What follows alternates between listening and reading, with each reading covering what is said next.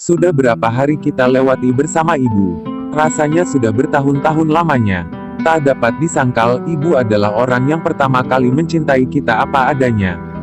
Bahkan sejak di dalam kandungan pun, ia adalah orang pertama yang tulus menyayangi dan rela mengorbankan jiwa raganya, agar anaknya tetap sehat dan selamat sampai nantinya lahir ke dunia.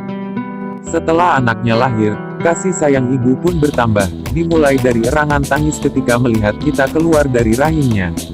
Ibu terlihat sangat bahagia, seakan-akan ia telah melupakan rasa sakitnya ketika berjuang melawan maut demi melahirkan kita. Seorang ibu tidak pernah menginginkan hadiah mewah dari anaknya. Bahagianya sang ibu datang dari hal-hal sederhana. Asal anaknya selalu menuruti nasihat dan membalas perlakuannya dengan baik, ia sudah senang. Kesenangan ini kadang tidak terlihat langsung di wajahnya, tapi terukir dengan indah di hatinya. Saat ia sedih pun, jarang langsung ia tunjukkan pada anak-anaknya.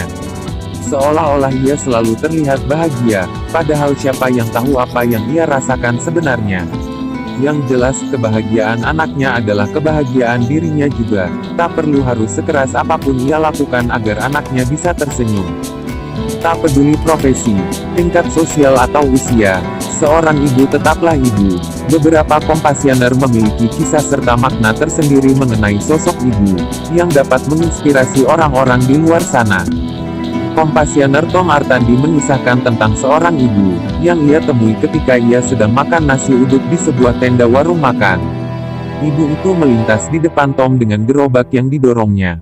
Lalu tanpa ragu Tom memanggil sang ibu. Sesaat kemudian, walaupun pada awalnya ibu itu terlihat bingung, Tom berhasil membuat ia menghampirinya. Tanpa pikir panjang, Tom langsung memesankan nasi uduk 3 bungkus untuk ibu dan kedua anaknya, yang tertidur pulas di dalam gerobak tersebut. Raut wajahnya menunjukkan kegembiraan yang luar biasa, dan berkali-kali mengucapkan terima kasih. Dengan wajah coklat yang tersirat kelelahan, tapi terlihat ramah, sang ibu bercerita tentang suaminya yang telah meninggal, karena sakit berkepanjangan yang tidak bisa disembuhkan, karena mereka tidak mempunyai biaya untuk berobat ke dokter.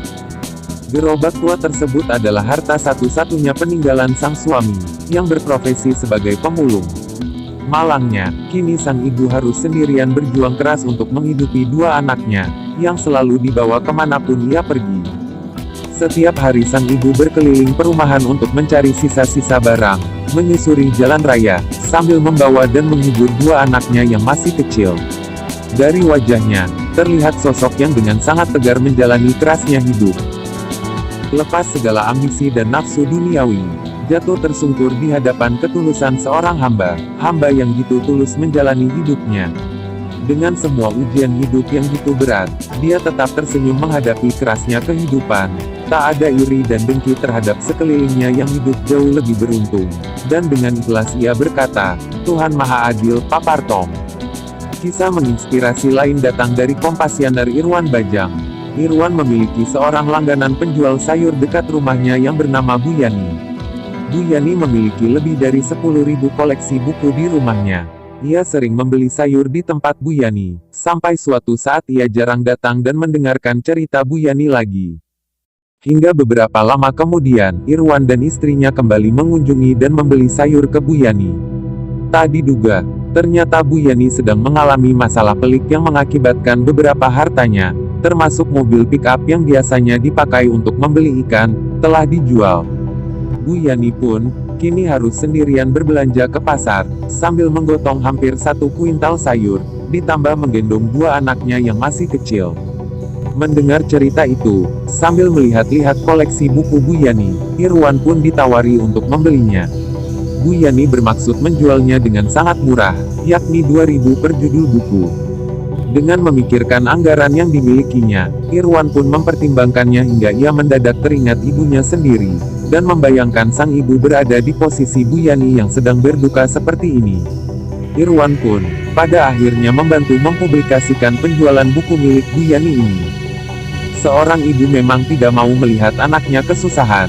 Sesulit apapun keadaan ekonomi keluarga, ia selalu berusaha mencari pekerjaan apapun, agar anaknya bisa hidup layak. Seperti kisah nyata mengharukan yang dialami sendiri oleh kompasioner Sam, ibunya termasuk dalam kategori ini. Cerita dimulai dari ayah Sam, yang diberhentikan dari pekerjaannya sebagai supir truk tangki minyak tanah. Hal ini menyebabkan keluarganya sulit untuk bertahan hidup karena tidak ada pemasukan. Hingga suatu saat, dengan bermodalkan ijazah SLTA, Ibu Sam bekerja di sebuah pabrik pembuatan mie, tidak jauh dari rumahnya. Walaupun pada awalnya tidak direstui ayah Sam, sang ibu terus memaksa untuk bekerja, demi terus menyekolahkan anaknya. Dengan berat hati, akhirnya sang ibu bekerja sebagai buruh pabrik. Sebulan kemudian, sang ayah mendapat pekerjaan baru sebagai supir distributor air mineral. Setelahnya, keluarga Sam mulai berkecukupan kembali. Dengan ayah dan ibu yang sama-sama bekerja, Sam dan adiknya menjadi semakin rajin dan semangat untuk bersekolah. Perjuangan kedua orang tua pun tidak mereka sia-siakan. Ibu adalah orang yang pertama kali menyayangi kita, tidak peduli seberapa buruk perlakuan kita terhadapnya. Ibu adalah sosok paling tegar yang pernah ada, yang rela mengorbankan apapun demi menghidupi buah hatinya. Searogan apapun sosok ibu yang pernah ada, mereka tidak akan mungkin menjebloskan buah hatinya sendiri ke dalam jurang. Ia akan tulus berjuang melindungi sampai kapanpun, demi keselamatan dan kebaikan anaknya. Dengan segala kerendahan hatinya, ibu adalah sosok pahlawan multitalenta sejati. Ia mampu bekerja, mendidik, dan mengurus apapun sekaligus. Tidak hanya di hari ibu, sudah seharusnya kita menganggap spesial dan mencintai ibu kita setiap hari. Karena di dalam setiap kesuksesan yang telah kita peroleh, tidak lupa terdapat peran besar dari usaha dan doa hikmat sang ibu. Jadi, sudahkah kamu menyebut nama ibumu di dalam setiap panjatan doamu hari ini?